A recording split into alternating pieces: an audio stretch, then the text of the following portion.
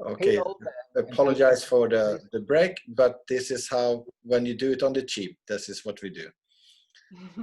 So, well, anyway, if you don't mind if I just finish my idea, then I'm sorry to butt in, but so if we think about, because I'm science oriented, I like to think about how these things apply to our neurology.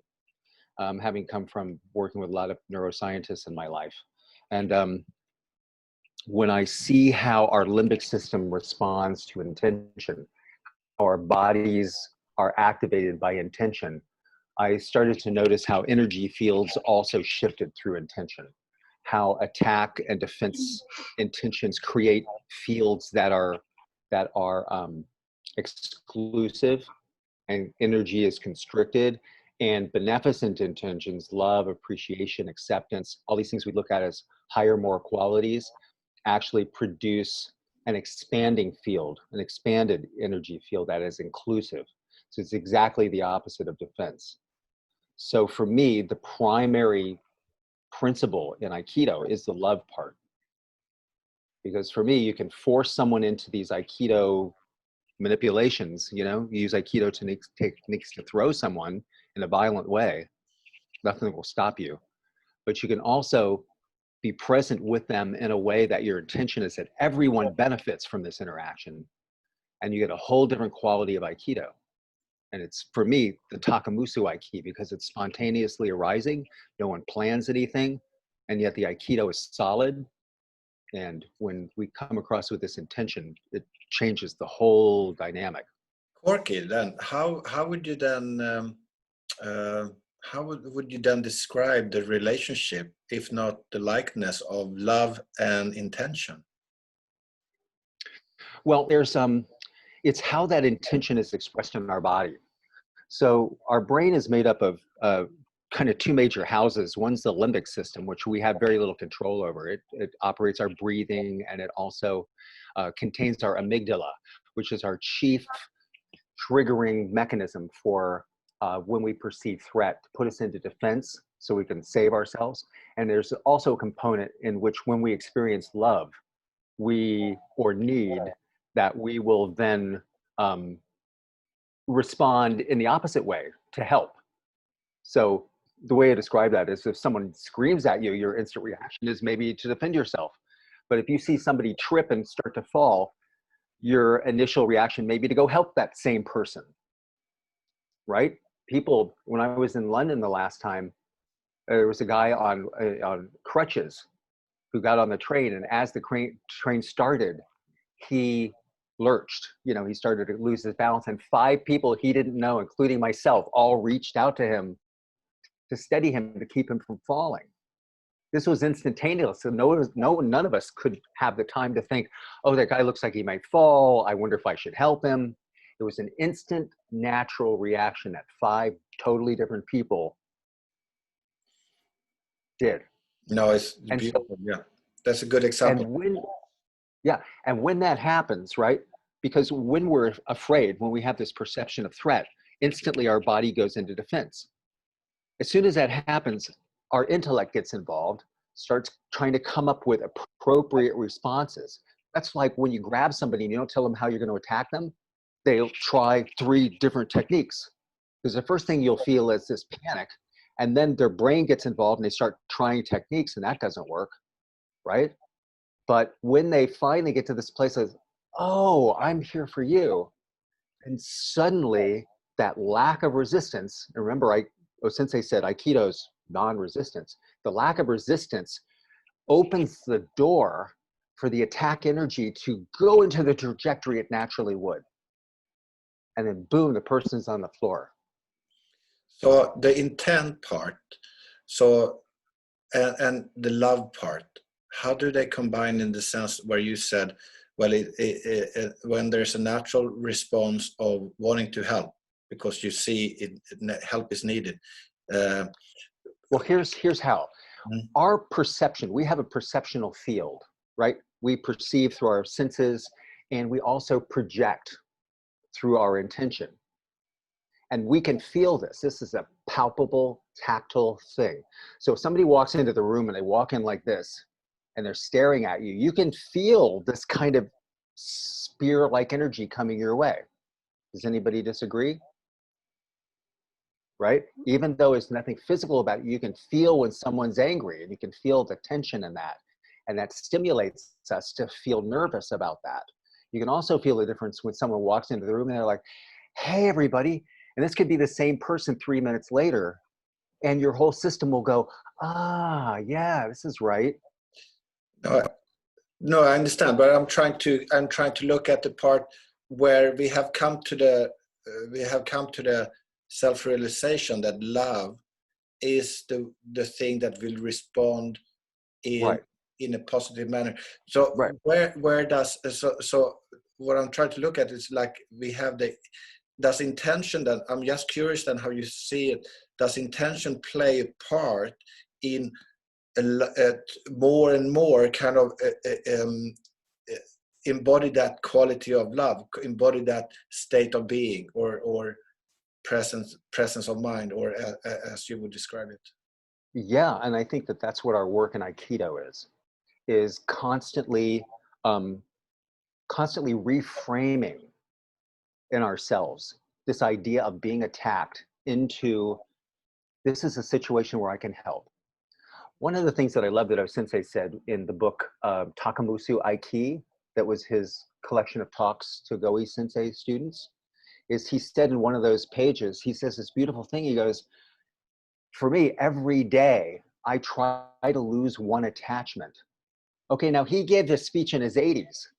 So O Sensei didn't see himself as complete with this.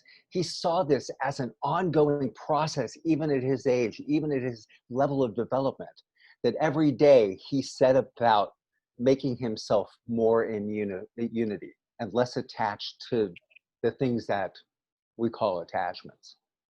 So to me, this is like brilliant Right. to hear, because So I'm so far away from that spot myself. right. So this really refers to your self development through as you as a being, regardless of Aikido, regardless of martial ability, regardless of that. It's a universal human, uh, but about the quality of love, the incredible essence of love. But it's so interesting.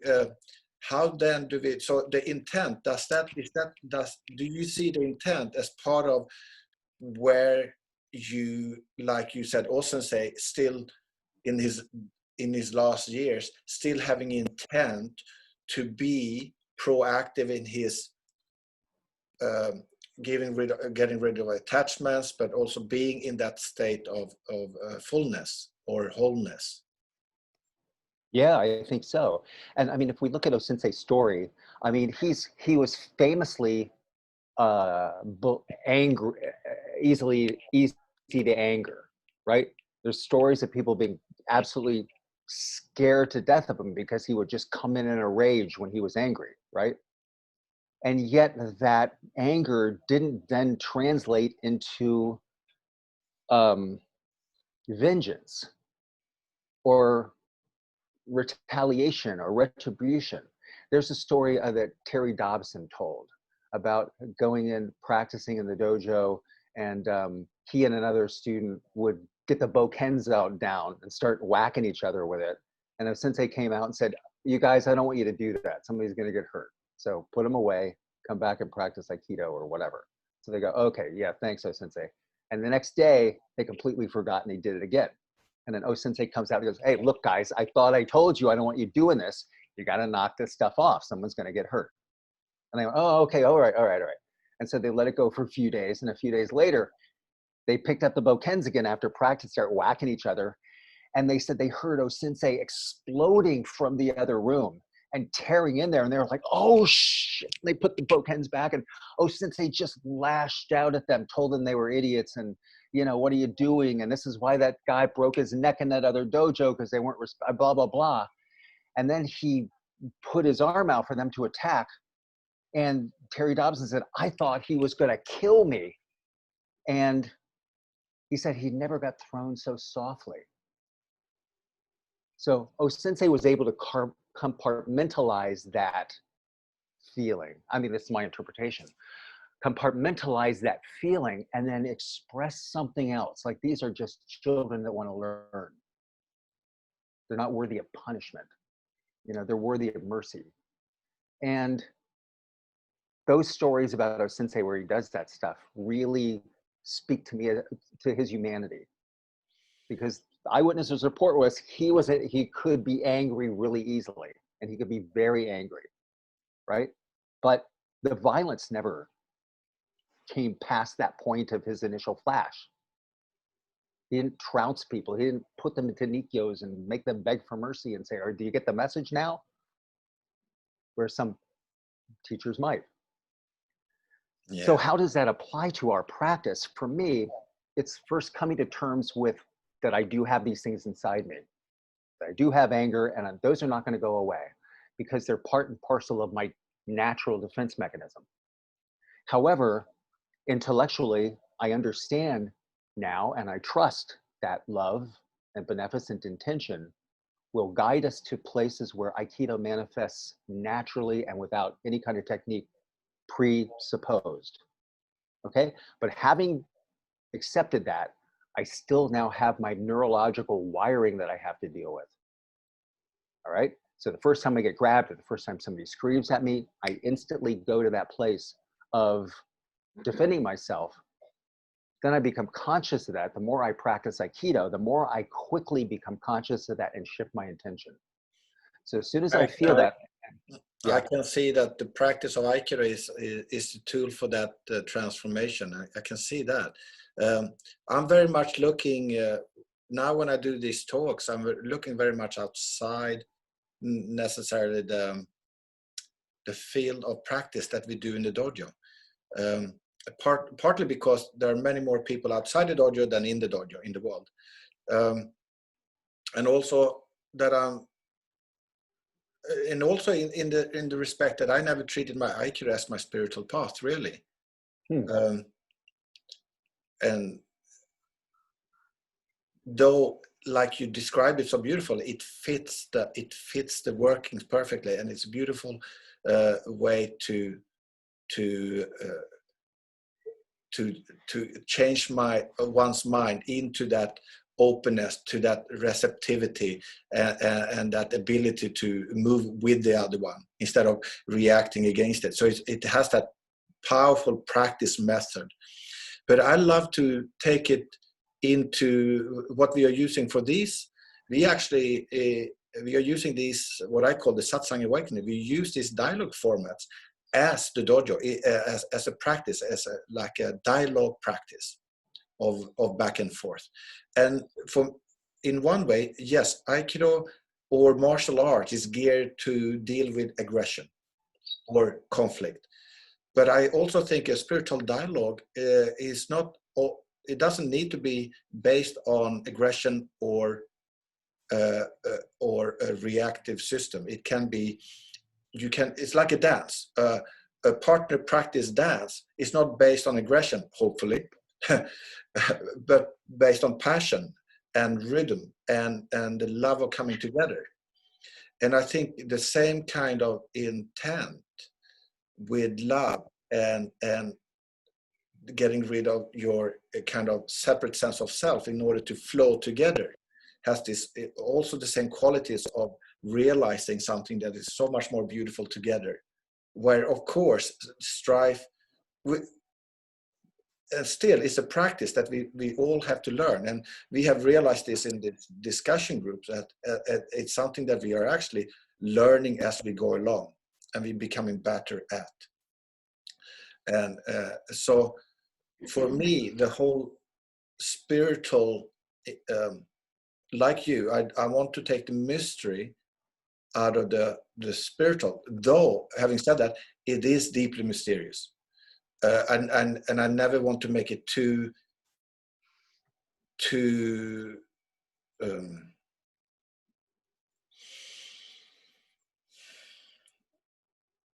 I want to would you say matter of fact? Yeah, exactly. I want to keep it a little bit on the edge, because the universe and the unknown is so much larger than at first we can apprehend. I think when we come into human being, and as we grow up as human beings, and if we come into more of a self-introspective lifestyle of wanting to find out what the meaning of life is, to some degree, to whatever degree you choose to do, you start realizing that this universe is big, outside you, but also inside of you. So it's always dangerous to, it's always good to keep a very open heart about it and saying that it's so big, I can't comprehend it. But the dialogue, what I love about O Sensei's spiritual teachings is, I know that he went to Takeda for the Daitori, and that's, I have tasted a little bit of that through some teachers that has impressed me physically, energetically, of their skill.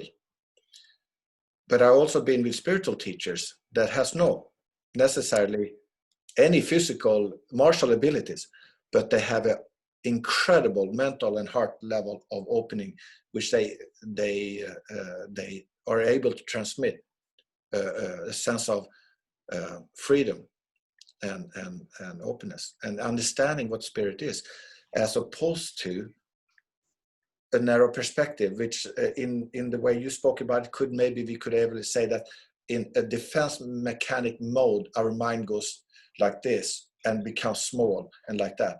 And even without the aggressor, there still can be a sense of, this is where I am. And as long as no one is knocking on the door, you're in relative peace. But you're still kind of constrained by your limitations. Right. This is what I think, what spiritual path, spiritual practice, a spiritual heart is yearning to break and to come free from. And that happens, and that's, I think, when O Sensei speaks about that, through his religion or through his spiritual thoughts, he doesn't necessarily always bring in his Aikido. He actually can speak completely free from his Aikido about the spirit, about the freedom that he expresses. And of course, he happily mixes in his martial art with the understanding of the spirit, like you described beautifully. So it becomes a mishmash, and it's difficult for people to distinguish, because either they are martial artists or either they are spiritual people. Very rarely do you get someone who actually can understand old Shinto and can also have the skill level to understand all the wacky stuff that's happening inside the body. Yes, but we're growing in number. Yes, but there's still very few people doing both things. Yeah, but that's okay, because you don't really need a majority, you just need a critical mass. Think about when O Sensei came up with these ideas. It was the 1930s. This was the same time Gandhi was coming up with nonviolent civil action, right? This is a breakthrough in human evolution. In human spiritual evolution, this is a breakthrough, because for the first time in human history, there have always been nonviolent ideas, but this is the first time technologies were developed around these ideas. Gandhi developed a technology for applying beneficent intention, love, and truth. And O Sensei did the same thing. Gandhi's was on a massive level, and Aikido was on an individual level. O Sensei's was on an individual level, but they're both kind of accomplishing the same thing. How do we deal with oppression? How do we deal with aggression in a way that we don't become those aggressors ourselves? How do we not become fire and fire, right? When that fire starts charging in. And so for me, Aikido couldn't have existed the way it exists now. It's like O Sensei said, the Aiki is an ancient term, but the Aiki that I talk about right now is different, because we're in different times now. We can't have that old kind of Aiki. We have this new kind of Aiki now, where people that don't have any martial training can do this, where weaker people can do it with physically stronger people, and it be effective in reconciling differences. This I'm is really powerful stuff, but I don't think it could have existed before these two individuals signaled it as a breakthrough in human evolution. Oh, I agree. I love that concept that actually people has individual people has actually made those shifts in human consciousness and throughout history. I think that's beautiful. I just wonder though, because I'm kind of gone from being very Iwama-esque, only Iwama style. That's the only truth. But to being much more realizing actually everybody individually we are so different from each other. You have those guys who wants to learn the intricate stuff and they become very good at it, and oh bless them, they inform me. You got those people that never will be like that, but they have something else. They have grace, they have love, they have passion, they have something else. I benefit from that. They enrich me. So I'm completely happy for the young, strong ones to go for it. Go for it. But what is the kind of the quality line that brings it all together is that human heart of love that we spoke about in the beginning. I mean, two judoka can go for it in their prime, and they can have a fantastic match. And it is competitive. It's all like that. There's like young studs, yeah, but they're going for it, and it's actually quite fun to watch, as long as it doesn't turn nasty.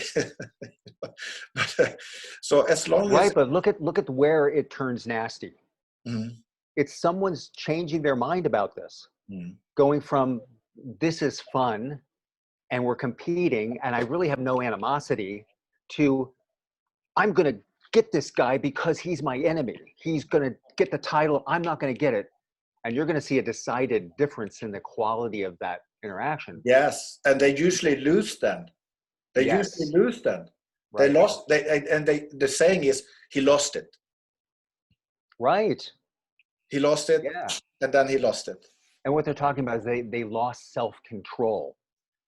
Right. So when you lose self-control, that for me is what happens every time somebody grabs a person, because a person being grabbed loses control right away over their whole system. Their whole system is geared with the limbic system, the amygdala, to find a path to defense, right?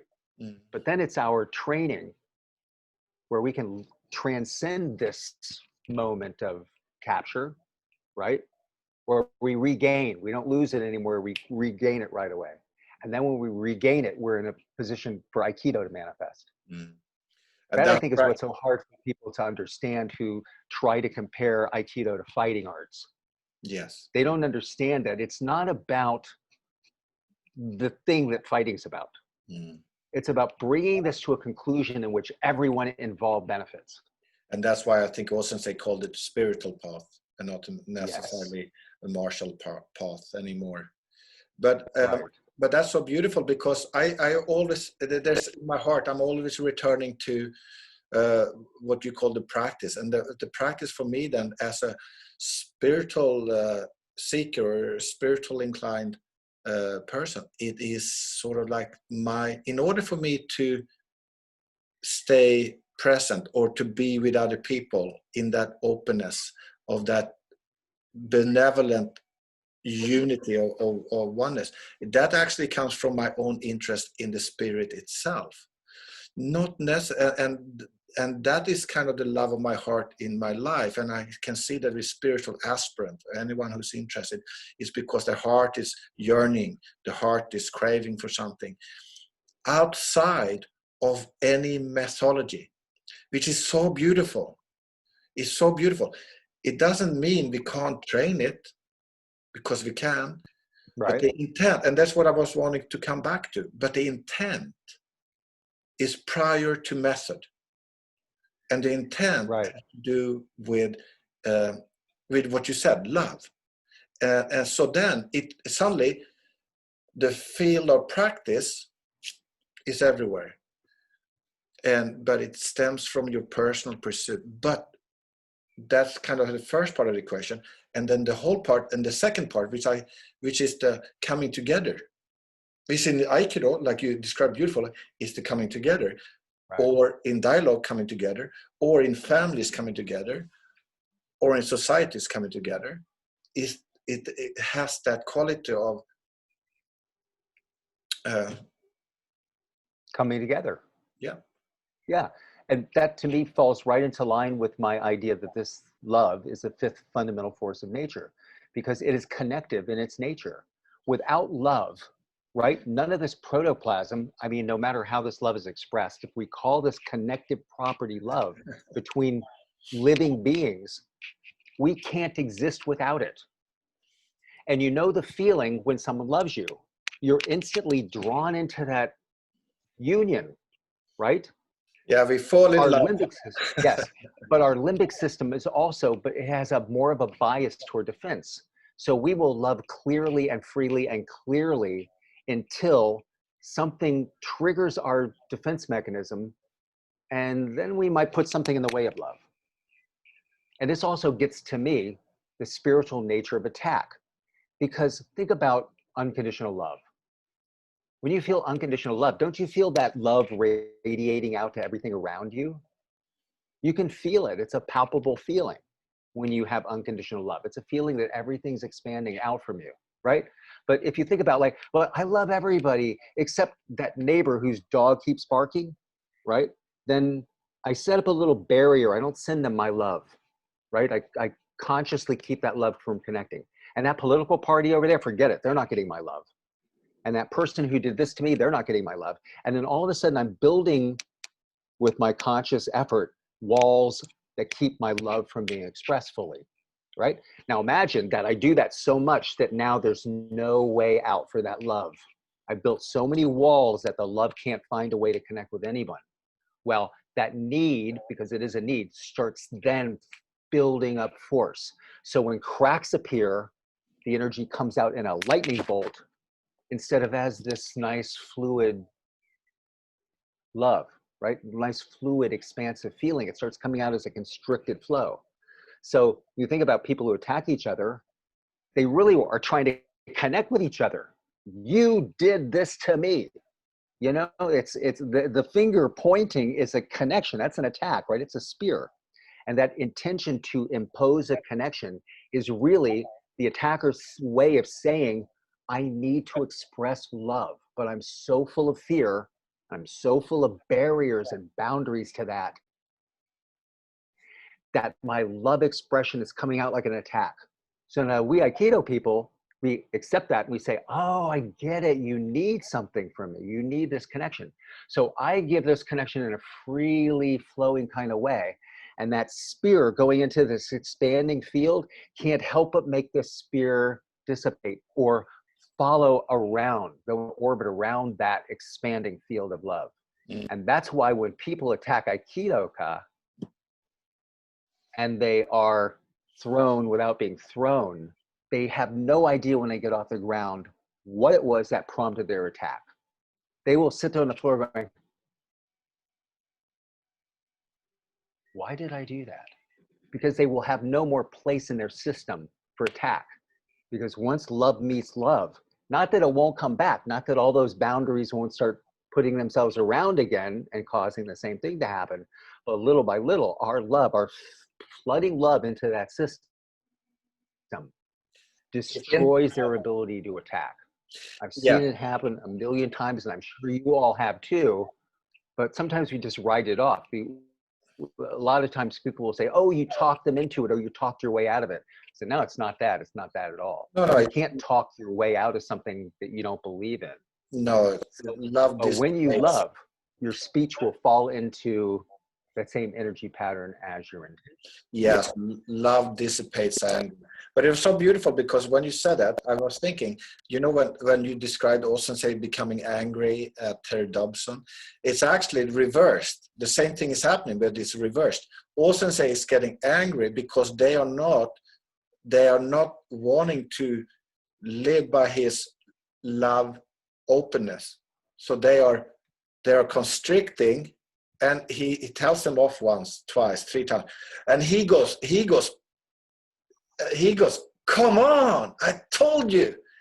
And we had this from Saito Sensei coming our way.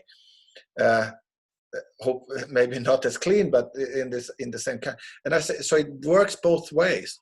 And someone like O Sensei who wants to remain in, I hesitate to say a pure state, but it is in one way. It is a pure state of openness and in tune with your real, more bigger self, your love experience of love as your essence. Now, of course, he's going to get angry when people say, "No, we want to be constricted. No, we're going to be constricted. Or we're going to be constricted." And he goes, "Not in my room, not in my house." Yeah. Now think about that. Why would he do that? Because ultimately, he's afraid. He's got a fear, right? That they're going to do the wrong thing and get hurt. No. I don't believe. No. I totally do. I believe that the reason for his anger. Let me play it out here, because he's not sitting with fear. He's sitting in this reality that he knows is more real than their constricted reality. So when he sees them doing it on his watch, in his place, he says, "No way. You're not going to do this in my place, because this is misogi, this is purity. We don't do that stuff here." So he's, as I see it, and I've seen it in other realized people, it's also a bad word, holy anger, but it's like you said, it's for one purpose only, and it doesn't linger into a violent act or something like that. It is to, he said it nicely, he said it 3 times a strike out. But it's not that he's personally afraid. He's just setting the standard. And he's setting the standard from love, which is absolutely gorgeous. Yeah, but hang on a second, because I'm not trying to paint an idea of fear as always like, oh shit, something's going to happen. I'm saying that the limbic system is very, very subtle about how it perceives every little thing. So let's say that instead of hitting people with a bokken, they were just doing the wrong footwork, right?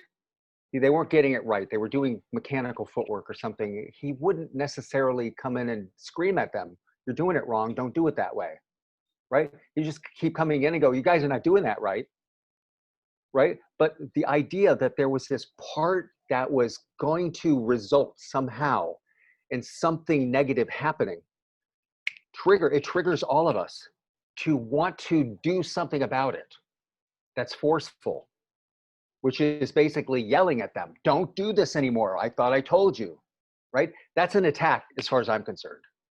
And I'm not saying that the fear was this really you're able to point at and go, "Oh yeah, he's afraid of this." I'm just saying that in our brains, that action comes across as a threat. It's going to threaten something. Somebody's going to get hurt. That's what I'm saying from my perspective. But as a teacher, you know how to address such things with each individual student. And as a good teacher, one knows how to bring it to be heard. And this is the case.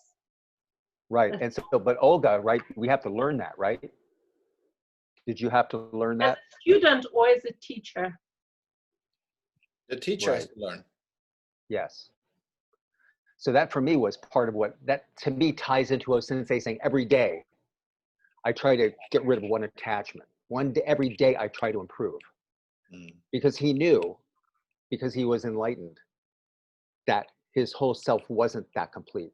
And the same thing happened to me with Sunada Mori, is that he said that he does Aikido to take animosity, to remove animosity from his heart. And I probably rudely in the Japanese culture said to him, "Do you still have animosity in your heart?" And all the Japanese students went, "Whoa, God, what an asshole."